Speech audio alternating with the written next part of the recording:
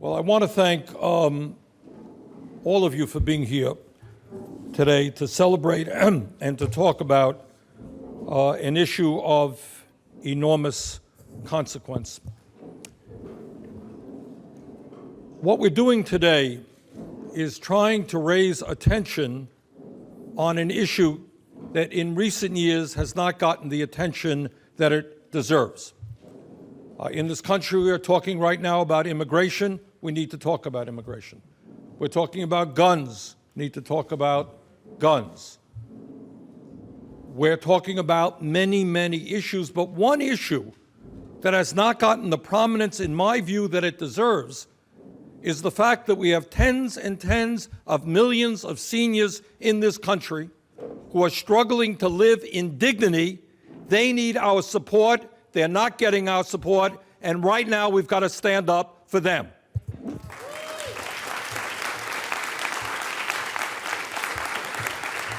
Now, one of the issues that this Older Americans Act legislation that I've introduced along with many, many other senators deals with is the issue of the chain CPI. You all know what that is?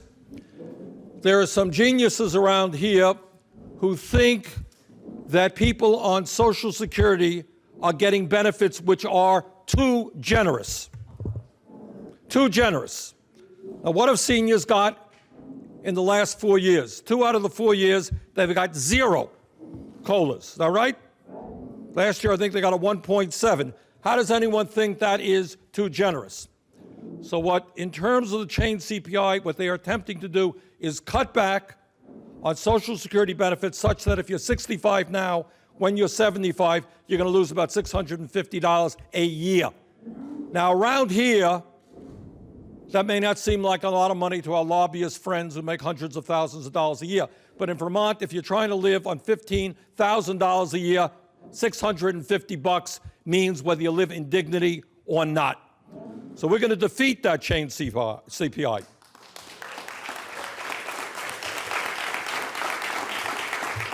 And not only are we going to defeat it, what is in this legislation is to say, let us in fact look at what inflation is for seniors.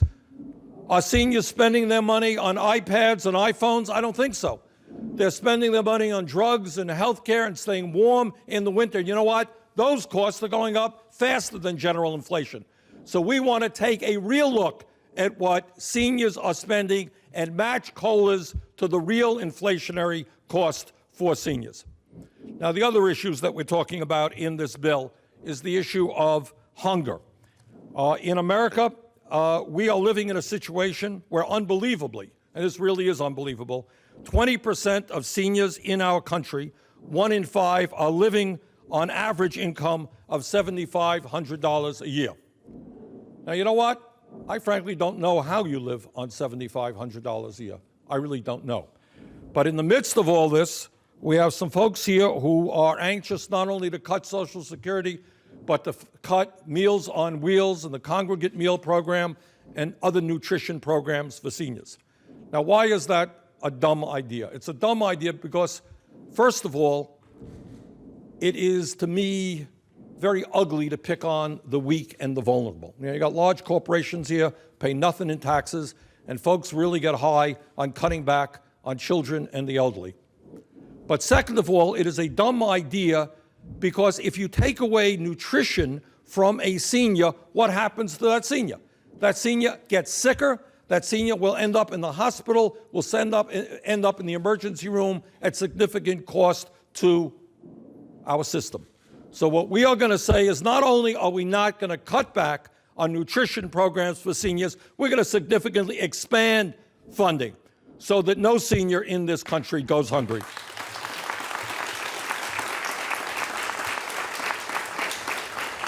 And that means putting more money into the Meals on Wheels program. It is a wonderful program, serving the most vulnerable people in our country, attracts huge numbers of volunteers.